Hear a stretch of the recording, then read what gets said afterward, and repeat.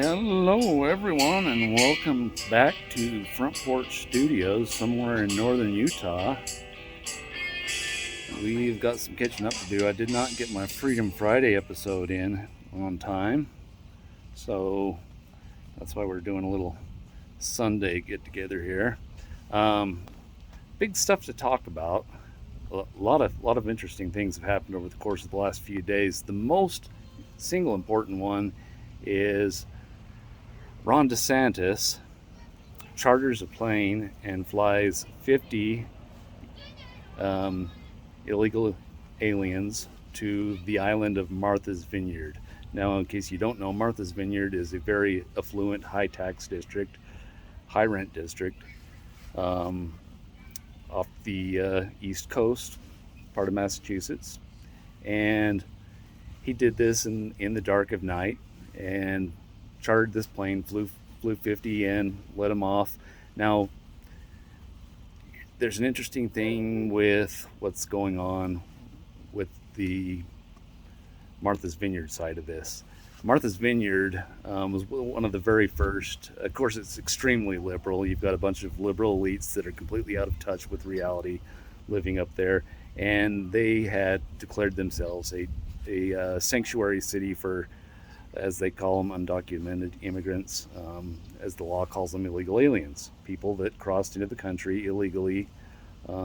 Whether they're seeking asylum or otherwise does not matter. They are still in the category of illegal aliens. Well, they they put on this big pomp and circumstance show about how they were a sanctuary city and it was rude to deport people and it was not very Christ-like and anything else that they could say, and they would embrace them with open arms. Well, for decades now, illegal immigration has been a huge problem.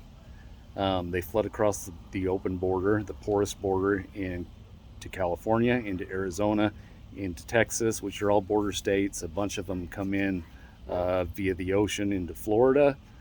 And Ron DeSantis decides to send this plane up there. Well, regardless of the fact that we've got millions and millions and millions of undocumented people flooding in, some of which are previously deported aggravated felons coming back in, which means they had been convicted of a aggravated felony, and they turn right back around after they get deported. Due to that status, they come right back in. And not all of them fall into that category, certainly, but a bunch of them do. We're not vetting these people out. We're not, as big as this COVID nonsense has been, we're not checking to even see if they've got COVID, much less requiring any kind of COVID vaccine, which is a requirement if anybody from, say, Europe comes to the United States as of right now. Anyway, these people fly in, and regardless of the decades that this has been going on in these border states and governors and local mayors and leaders pleading for this to be addressed, within 24 hours, you have the Biden administration scrambling to get together its cabinet to address this issue of 50 in Martha's Vineyard. Within I think it was within 24 hours, but certainly within 48 hours, they were being loaded on buses and bussed out of Martha's Vineyard because guess what? These affluent, liberal white folks that are so woke that live in Martha's Vineyard. Martha's Vineyard, by the way, you're not even going to live there unless you've got $2 or $3 million to put down on a house.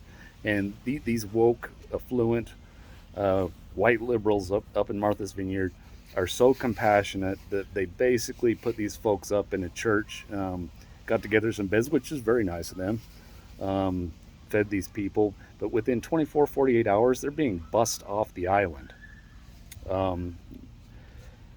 It seems highly hypocritical that in the neighborhood of the likes of Bill Clinton's got property there, Barack Obama's got property there, almost every president has had either, some sort of property there or vacationed there.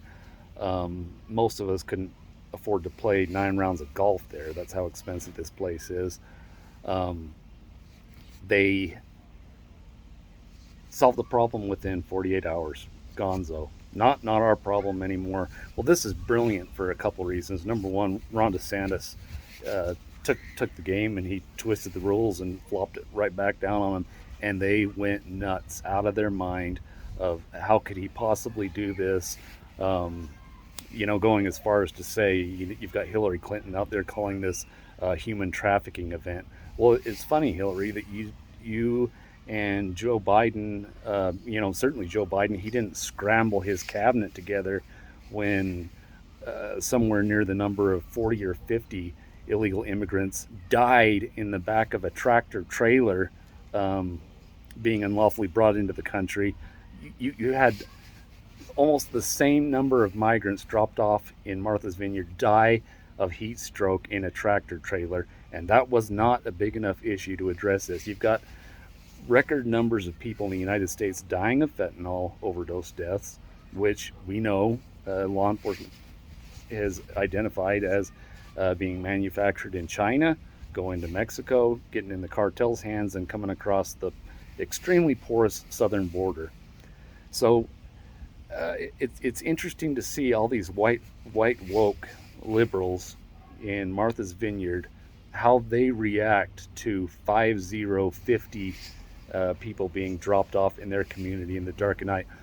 Now, again, going back to what Hillary Clinton was saying, is this is a human trafficking event and we should be looking at criminal charges. She's not the only one that's been saying this.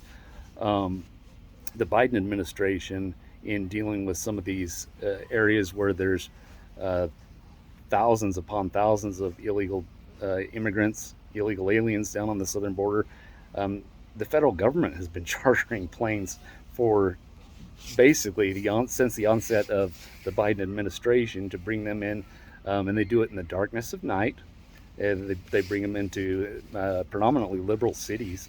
They're dropping them off places like New York, big liberal cities in New York, California, just to name a couple. Um, Nobody mentioned any kind of human trafficking there. They also mentioned, well, they were brought in with false promises of work and being able to get housing and stuff. This is exactly what these sanctuary cities have been saying that they embrace is bring us, you're hungry, you're tired, you're weak, um, and we will feed, clothe, shelter, and get them gainful employment. So very curious that they reacted this way, and to Ron DeSantis, I say kudos. Keep it up. Take the take the issues to where these affluent liberals live, and let them start dealing with the problems and see if they enjoy it. You've got border towns all across the Mexico border in Texas, Arizona, California that have been dealing with this for decades. It's been decimating communities. Violence has been spilling over, because a lot of what's going on deals with the cartel, human trafficking, um, these same migrants being absolutely taken advantage of and destroyed by trafficking cartels. Um, Now 50 in Martha's Vineyard is a great big deal, and we need to to figure out what in the world is going on. We need to get them out of our neighborhoods. So, it, you know, I hate to throw accusations around, but it seems almost as if these affluent, liberal, white, woke uh, people living in places like Martha's Vineyard, they're not quite as tolerant as they would like the world to believe. And dare I say, it almost comes off a bit like maybe they're racist, against these minorities that are coming in seeking a new life. Um, it almost seems like they've got a bone to pick with anybody that doesn't have the same affluent lifestyle that they do.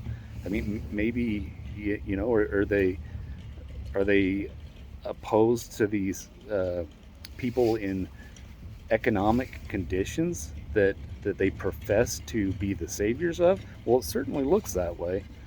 But anyway, it's going to be interesting to see how this develops over the coming days and weeks. And to Ron DeSantis, to Governor Abbott of Texas, keep it going, keep it going, and um, maybe when it comes to their backyard, it'll be time to get serious about some real immigration reform and how to resolve these issues. Um, I think that maybe Vice President Harris, she's one that she is always very outspoken and on the issue.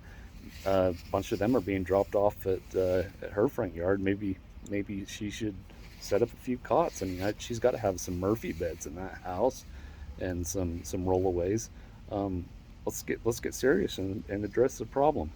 But that's the big news for this week. We'll catch you on the next one.